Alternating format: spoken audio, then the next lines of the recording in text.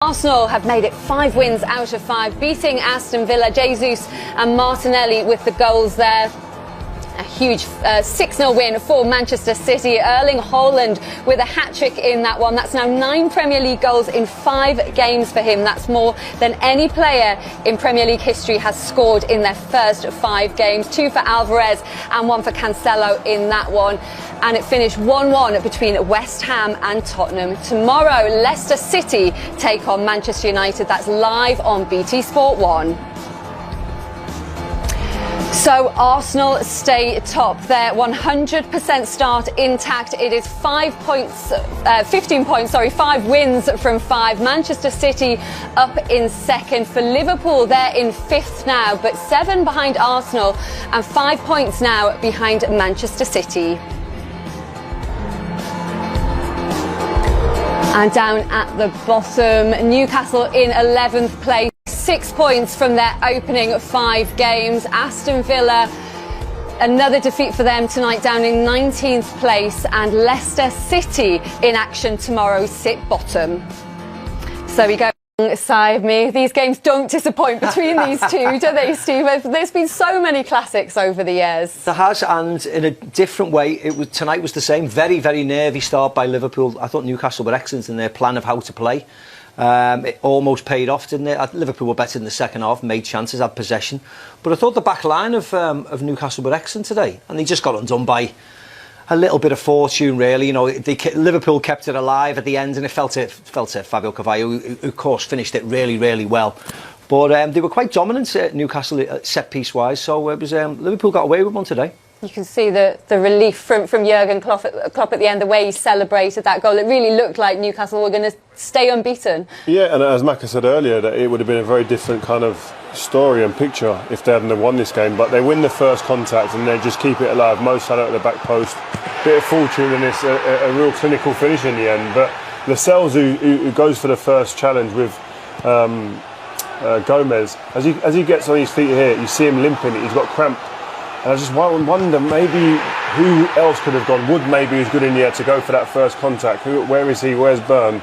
But it's difficult in the midst of the game and stuff to sort that out. You need to communicate and stuff, but with hindsight it's very easy. But that man there, I think on the touchline, it was as good a game on the touchline as it was on the pitch, because both benches were going at each other, and so you saw the relief and the little smile from Klopp at the end was a nice touch from him. Yeah, he was a frustrated figure on the touchline in that first half. It felt like Newcastle were getting under his skin, and you could see the satisfaction he took at the end there, Steve. Yeah, I think that's what it was. He mentioned it before the game, didn't he, when he was with our interview, and Shea mentioned it. He knew that they would try and break up play. He knew that they would go down at every opportunity. He knew that they were trying to time waste, which is acceptable. It's up to the referee to deal with that. I've got no problem with it.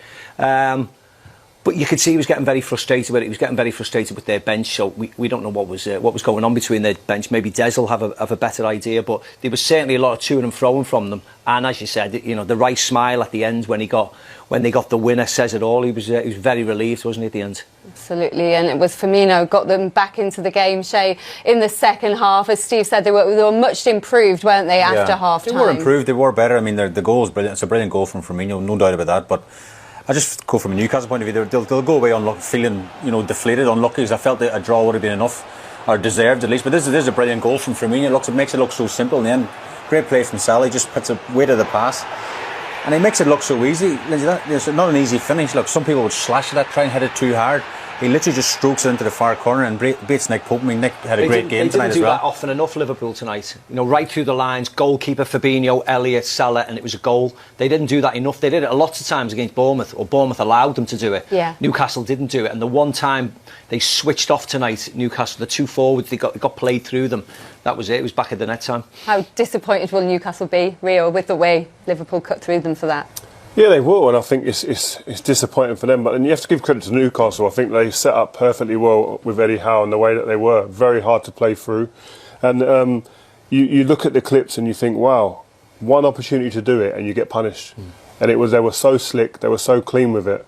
And when you get into those areas with Mo Salah and Firmino, who are clinical and decisive, you get punished. Talk us through it then. What stood out for you? Well, the main thing for me was the way that they allowed them to get to get set. I think at first these three players here were very good in the first half in stopping the ball, getting through those lines. But here the ball gets played into Fabinho, and immediately he turns and faces the game. And this wasn't on earlier in the game at other points in the first half. That space and the ability to play the ball through there wasn't on. Maka mentioned it, straight balls. It becomes available, they take it, and at that point, once that happens, you see these guys come alive. They start making moves and they start spreading and stretching the Newcastle back line. And Harvey Elliott, I thought, was exceptional tonight at times, plays the ball through, and then Liverpool never disappoint in this area. They get bodies forward, and it's a great ball. The vision here from Salah with the bodies in a way to see that pass there. And the way he finishes this, it was almost like slow-mo in real time because it was so calm and cool under that pressure with that amount of bodies around him to do that, as you said, really calm and cool and a decisive finish. Yeah, cool finish. And you've got Nunez coming back from suspension, haven't you, for the derby at the weekend. Is that a big call for Klopp? What do you do?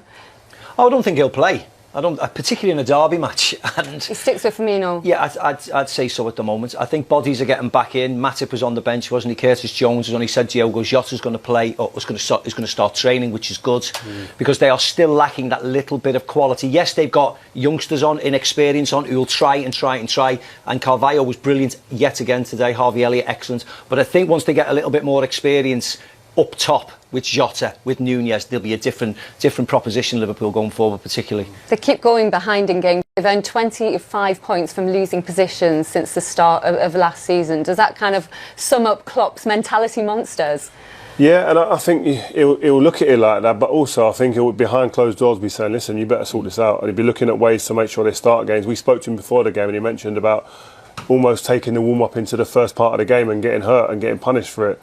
Now, they've had the ability and they've had fortune at times to get through that, but there's going to come a time where it's not going to work and they're going to lose games because of it. So they've got to iron that out and sort it out very quickly because they're already points behind. 7 points, I think, behind Arsenal and 5 points behind City. Now, so they can't afford to keep doing that. And that takes a lot out of you as well, physically and mentally. So sometimes you want some easy games where you're beating teams, but like City are beating teams at the moment. They become easy games chalked off. Not much in terms of physical kind of taken out of you in terms of durability. But listen, these are a great team. They've got, like you say, mentally they're fantastic. But Newcastle, you flip to them, Eddie Howe will be devastated. But what can he say? What does he say to them? Well, let's find out, shall we, and see just how gutted Eddie Howe is because he's with Des. Dramatic finish, Eddie. A heartbreaker for you, I suppose. Yeah, it's painful. That is painful. Really proud of the players, proud of everybody really, the commitment given to the game, the execution of the game plan. But yeah, that's very painful. You asked the players to play without fear. Is that what you saw? Yeah, I think for long spells of the game, yes. I think when you're in the lead here, naturally it becomes a different game. We had to withstand pressure, we had to defend very, very well, and we did for big periods. I don't really remember them having too many clear-cut chances. Yes, they had pressure, they had long shots, but I thought we defended really well. The last goal's a heartbreaker, really, for us. Yeah, I mean, you had done so well. Alexander Isak had made a fantastic debut. He looked really, really sharp. Yeah, he looked really good. We didn't anticipate him playing the whole game. He hadn't done a huge amount of training since he's joined us. I think he picked up a bit of a knock, a dead leg during the game as well. So we wanted to protect him, but yeah, he looked a special player. Yeah, it's a great entrance. I mean, and also the reshuffle at the back. I mean, he stood up to Liverpool pretty well. I did really well. I thought everybody did well. All the changes, the players came in. Yeah, can't fault anybody. It was a great effort. You were frustrating Liverpool, obviously, with they're accusing you of time wasting and players going down with cramp. That added an edge to this. Yeah, it's a Premier League game. There's so much at stake. We had players that were fatigued. We had one day's less recovery than Liverpool.